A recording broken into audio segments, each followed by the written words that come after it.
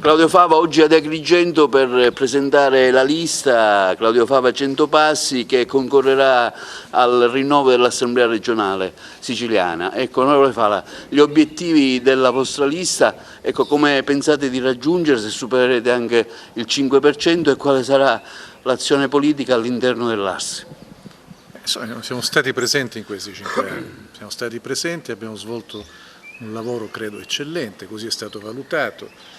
Il lavoro che ho fatto in Commissione Antimafia si è avvalso del sostegno e del supporto della comunità dei 100 Passi, altrimenti sarebbe stato difficile riuscire a portare a termine 12 relazioni come abbiamo fatto. Era una comunità che sul territorio è presente, vigile, che sollecita, che informa, che vigila, che denuncia. Questa esperienza stiamo portando adesso con la candidata Chinnici alla presidenza della Regione in queste elezioni regionali per essere più forti in Assemblea regionale e soprattutto ben determinati nel portare avanti un progetto politico che non è Partito Democratico più 100 Passi, è una creazione di uno spazio politico molto inclusivo, ambientalista, molto attento alle ragioni dei diritti e della buona democrazia e naturalmente chiuso a qualsiasi interferenza mafiosa. E la lista di Agrigento è una lista che coglie lo spirito di questa sfida ed è una lista di assoluta eccellenza. Le emergenze sono tante in Sicilia, lei le ha sottolineate durante i suoi 5 anni relativamente anche al governo Musumeci, ma questa Sicilia potrà cambiare effettivamente con questo voto?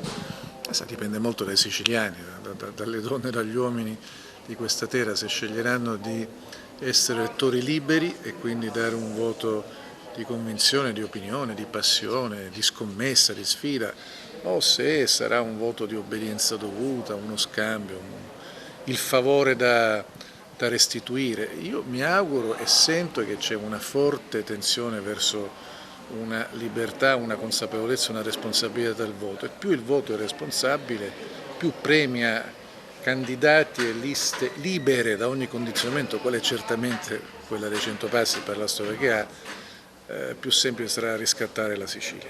Il voto nazionale influirà in qualche modo nel contesto regionale? Ma penso di no, perché alla fine credo che i siciliani abbiano una capacità di giudizio sulle cose accadute in Sicilia in questi 5 anni. Noi usciamo da 5 anni di tragico governo di centrodestra, con un presidente che non è stato ricandidato nemmeno dai partiti che l'avevano espresso, un caso rarissimo. Usciamo sapendo in che modo questo pessimo governo ha influito sulla qualità della salute dei siciliani, sul ciclo dei rifiuti, sulla dispersione scolastica, sui grandi temi irrisolti.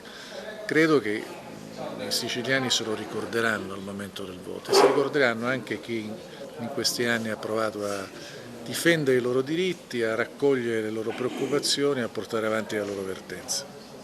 Teresa Monteleone, le ragioni di quella sua candidatura? Sono candidata nella lista 100 Passi democratica, ecologista e civica con Claudio Fava e la presidente Caterina Chinnici. Ho deciso di scendere in campo per combattere, per arrestare la destra che si è dimostrata una destra, essendo al governo Musumeci, che non ha risolto i veri problemi dei siciliani. Se parliamo della sanità, la destra punta su una sanità privata, pensiamo a Berlusconi che ha smantellato completamente e totalmente il sistema sanitario nazionale, invece la sinistra puntiamo sull'articolo 32 che ha permesso al ministro Speranza di permettere a tutti i cittadini di avere somministrati i vaccini non guardando tipo al ceto sociale. Questo è quello che noi vogliamo fare. Se parliamo della scuola, noi vogliamo la riorganizzazione della scuola con il tempo pieno, con gli asili nido, invece la destra pensa e organizza una scuola solo in funzione dei più facoltosi e dei più ricchi. Noi puntiamo sulla transizione ecologica, puntiamo sull'energia rinnovabile, invece la destra vuole realizzare 2 inceneritori, uno nella Sicilia occidentale e uno nella Sicilia orientale. Queste sono le ragioni che mi hanno portato a scendere in campo con i miei valori che mi hanno sempre caratterizzato, i valori di sinistra, di legalità, di trasparenza, di solidarietà, di candidarmi nella mia compagine politica che io ho sempre rappresentato con onestà e coerenza.